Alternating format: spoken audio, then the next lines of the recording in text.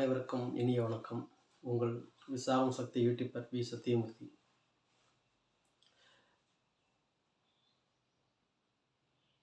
நேற்றைய பதிவிலும் தமிழகத்தில் பரவிக்கொண்டிருக்கும் தீயாக பரவிக்கொண்டிருக்கும் வதந்திகள்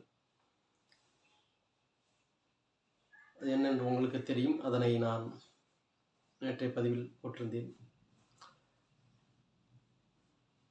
அதனுடைய அந்த வதந்திகள் மேலும் மேலும் அதிகரித்து கொண்டிருக்கிறது. என்னவென்றால், தமிழகத்தினுடைய பாரதிய ஜனதா கட்சியின் மாநில தலைவர் அண்ணாமலை மாற்றப்படுகிறார் என்ற அந்த ஒரு பேச்சு குக்கிராமங்கள் வரை பரவிக்கொண்டிருக்கிறது. இதுவரைக்கும் எந்த தலைவருக்கும் இப்படி ஒரு இவ்வளவு தூரம் இந்த ஒரு பரபரப்பு ஏற்பட்டதில்லை. வருவார்கள், பதவியேற்பார்கள், விலகுவார்கள், புதியவர் வருவார், அப்படித்தான் சென்று கொண்டிருந்தது. ஆனால் புதிதாக அண்ணாமலை அவர்கள் வந்ததிலிருந்தே தமிழகத்தினுடைய அரசியல் பரபரப்பாகவும் தெளிவாகவுமே வந்து கொண்டிருக்கிறது. ஊழல்வாதிகளுக்கு கொஞ்சம் மனக்கலக்கமே இருக்கிறது, கொஞ்சமில்லை அதிகமே தான்.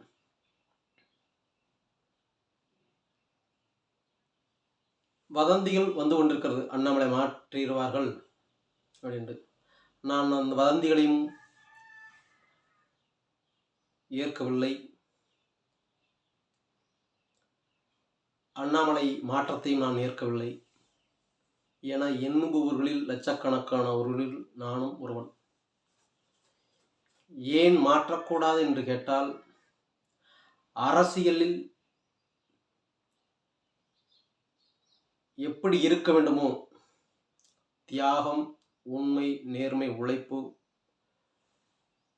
தீவிரமான ஒரு செயல், இத்தனையும் ஒருங்கே அமைந்த ஒரு அரசியலுக்கே ஒரு இலக்கணமாக விளங்கக்கூடிய ஒரு துடிப்புமிக்க ஒரு இளைஞரை, அந்த தலைவரை மாற்ற வேண்டும் என்பது என்ன காரணம் இருக்கிறது? கட்சி 2-3% மட்டுமே வாக்குகளை பெற்றிருந்ததை இன்றைக்கு 12 வாக்குகள் சதவீதம் பெருமளவிற்கு உழைத்திருக்கிறார். மேலும் உழைக்க உற்சாகத்துடன் இருக்கிறார்.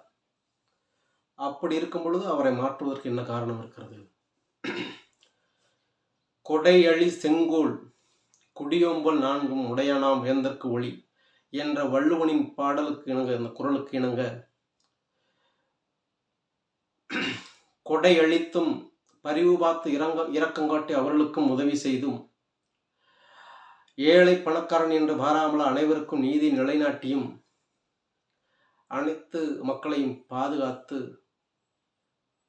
ஆளக்கூடிய ஒரு அரசனுக்கெல்லாம் அரசன் என்று அந்த குரலுக்கு இணங்க பாரத பிரதமர் மோடி அவர்கள் ஆட்சி செய்து கொண்டிருக்கிறார். உலக தலைவர்கள் அவரை பாராட்டும் விதமாக இருக்கிறார். அப்பேற்பட்டவருடைய கரம் வலுப்பதற்காக தன்னுடைய பங்கும் முழுமையாக இருக்க வேண்டும் என்று எண்ணி மாநில தலைவர் அண்ணாமலை அவர்கள் முழுமூச்சாக செயல்பட்டு கொண்டிருக்கிறார். எடுத்தோம் கவித்தோம் என்றில்லாமல் ஒவ்வொரு செயலிலும் அவர் தெளிவாக, அதனை ஆழமாக, அழுத்தமாக செய்து கொண்டிருக்கிறார். அதன் காரணமாகத்தான் தமிழக அரசியலில் ஒரு பரபரப்பான ஒரு சூழல் எட்டி கொண்டிருக்கிறது. தமிழக பாரதிய ஜனதாக்கு என்று ஒரு மதிப்பு கூடிக்கொண்டிருக்கிறது. நிர்வாகிகள், தொண்டர்கள் அனைவரும் விரும்பக்கூடிய தலைவராக இருக்கும் அண்ணாமலை அவர்களை தொடர்ந்து பணியாற்ற விட வேண்டும் என்பதுதான் தொண்டனுடைய, நிர்வாகிகளுடைய கருத்து. அதுவே சரி. அப்பொழுதுதான் வரும் 2026 தேர்தலில் பாரதிய ஜனதா கட்சி மரியாதைக்குரிய இடத்தை அடையும். அடுத்தவர் சொல்லி ஒரு செயல்மிக்க வீரரை மாற்ற நினைப்பது தன் கட்சிக்கு வீழ்ச்சி ஏற்படுத்தக்கூடிய ஒரு விஷயமாக மீண்டும் ஒரு 10-20 வருடங்களுக்கு பின்தங்கி சென்றுவிடும் கட்சி. அனைத்து இந்திய அன்னார முன்னேற்ற கழகத்தோடு கூட்டணி வைக்க கூறுகிறார்கள். அந்த கட்சி அண்ணாமலை வேண்டாம் என்று கூறுகிறார்கள். அதற்காக கூட்டணி வையுங்கள் என்று கூறுகிறார்கள். அவர்கள் சொல்படி கேட்டால் நாம் இதற்கு முன்பு அந்த கட்சியை அனைத்திந்திய அண்ணா திராவிட முன்னேற்றக் கழகத்தை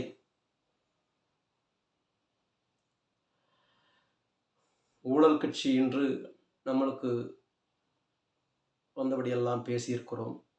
மக்கள் அறிவார்கள், பொதுநலவாதிகள் அறிவார்கள், உண்மையான ஆட்சி வர வேண்டும் என்று எண்ணியவர்கள் அறிவார்கள். அப்படி இருக்கும் பட்சத்தில் மீண்டும் அவர்களோடு கூட்டணி சேர நினைப்பது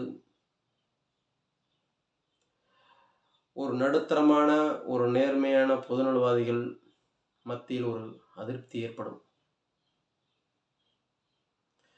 எங்கே தமிழகத்தில் ஒரு நேர்மையான ஒரு அதிகாரியா ஒரு ஆட்சியை கொண்டு வரமாட்டார்களா? இயங்கிக் கொண்டிருக்கும் எண்ணற்ற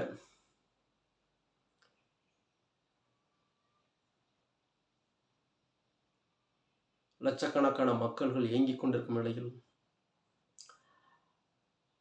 அதற்கு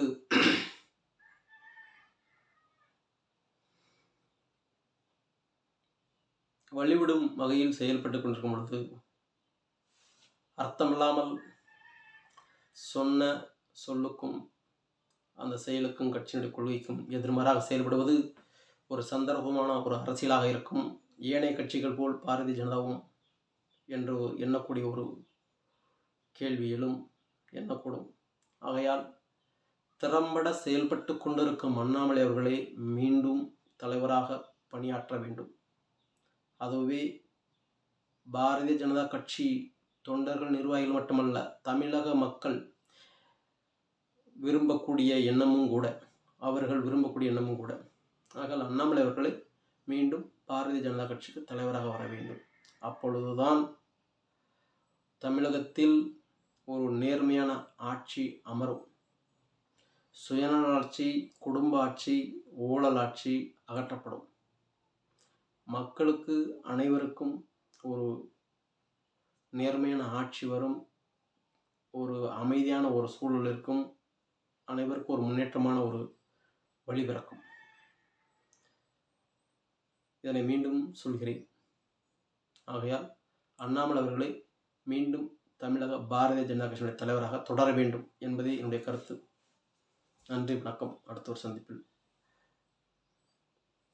தமிழன் நலன் காத்து, தமிழகத்தின் நலன் காத்து இந்த செயல்